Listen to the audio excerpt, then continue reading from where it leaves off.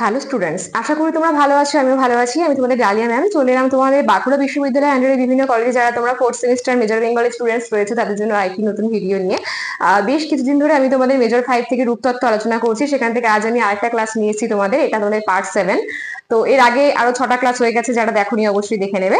Class শুরু করার আগে তোমাদের একটি ইনফরমেশন দিয়ে রাখি, তোমরা তোমাদের যে সিলেবাস রয়েছে সেই সিলেবাসের অন্তর্ভুক্ত যা টপিক রয়েছে প্রত্যেকটা টপিক থেকে তোমরা যদি নোটস পেতে চাও তাহলে আমাদের সঙ্গে যোগাযোগ করো। আমাদের জ্ঞানজ্যোতি কোচিং সেন্টারে কিন্তু অনলাইন যে ক্লাসগুলো আছে সেগুলো চলছে এবং তোমাদের নোটসও দেওয়া হচ্ছে।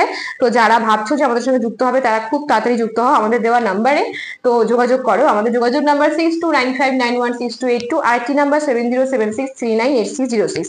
এই দুটো নাম্বারে তোমরা কিন্তু যোগাযোগ করে অ্যাডমিশন নিতে পারো এবং সমস্ত নোটস পেতে পারো।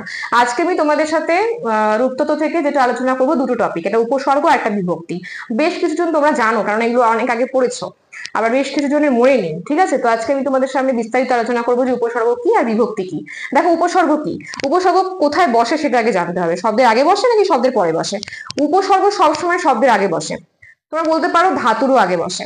তো ধাতু বা শব্দের আগে যখন উপসর্গ বসে, সেই উপসর্গ বসে যখন ধাতু বা শব্দের অর্থটাকে পরিবর্তন করে দেয় তখনই তাকে বলা হয় কি? উপসর্গ। তাহলে এই উপসর্গ চিনবো কি করে? এইভাবে চিনবো। দেখো, অজানা, এই কথাটাতে কথাটা হচ্ছে যে রয়েছে এটা কিন্তু আমাদের উপসর্গ। দেখো, জানা কথাটা মানে কি? কিছু জানতে পারা বা জানা। জানার আগে যখনই আমি উপসর্গ বসিয়ে দিচ্ছি তখন কিন্তু সেই জানার অর্থটা পাল্টে যাচ্ছে। অজানা মানে না জানা, অর্থাৎ অজানাতে হচ্ছে উপসর্গ। এখানে দিয়েছি কুকর্ম। কর্ম মানে কাজ, এবার কর্মের আগে যদি কু বসিয়ে দিই তাহলে সেটার অর্থ পাল্টে গিয়ে কি হচ্ছে? খারাপ কাজ। তাহলে কুটা হচ্ছে উপসর্গ, কু উপসর্গ। অনাবৃষ্টি, অনা একটা উপসর্গ। তাহলে অনা এটা কিন্তু কি করছে? আমাদের এই শব্দটাকে, শব্দের যে অর্থ আছে সেটাকে চেঞ্জ করে দিচ্ছে। বৃষ্টি মানে তো আমরা জানি বৃষ্টিপাত, কিন্তু বৃষ্টির আগে যখন অনাবৃষ্টি হয়ে যাচ্ছে তখন মানে কি? তার মানে বৃষ্টি না হওয়া। তাহলে এই অনা যে উপসর্গটি রয়েছে এই উপসর্গটি আমাদের বৃষ্টি শব্দটির অর্থটা পরিবর্তন করে দিচ্ছে। এইভাবে আমাদের এই উপসর্গের কাজ হচ্ছে শব্দ বা ধাতুর আগে বসে শব্দ বা ধাতুর অর্থকে পুরোপুরিভাবে পরিবর্তন করে দেওয়া। এবং উপসর্গ কোথায় বসে? উপসর্গ শব্দের বা ধাতুর আগে বসে। ভালো মতো মাথায় রাখবে। এবার চলে আসি বিভক্তি। বিভক্তি কি জিনিস? বিভক্তি কিন্তু অর্থহীন।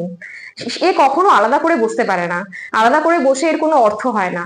তাহলে যে অর্থহীন ধ্বনি বা ধ্বনি সমষ্টি শব্দ বা ধাতুর পরে বসে ধাতু বা শব্দকে পদে পরিণত করে তাকে বলা হয় বিভক্তি। তাহলে বিভক্তি কোথায় বসে? হয় ধাতুর পরে, না হয় আমাদের কোনো শব্দের পরে।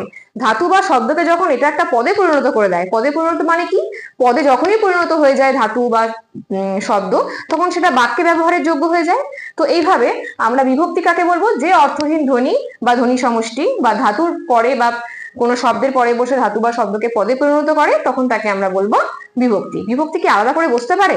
না, কখনো বসতে পারে না। এর কি কোনো অর্থ আছে? না, এর কোনো অর্থ নেই। বিভক্তি কিন্তু কার সঙ্গে বসতে হবে? হয় কোনো শব্দের সঙ্গে বসতে হবে, না হয় কোনো ধাতুর সঙ্গে বসতে হবে, তারপরেই এর কোনো অর্থ হবে। তা চিনে নি যে বিভক্তি কি জিনিস। মনে করো বললাম রামের, রামের কথাটার মধ্যে কিন্তু রাম যোগ এর কথাটা আছে। তো এর যে আছে এর হচ্ছে বিভক্তি। র বিভক্তি আছে, এর বিভক্তি আছে, তে বিভক্তি আছে, উন্তস্ত বিভক্তি আছে। এই যে বিভক্তিগুলো, এগুলোই কিন্তু কি হয়?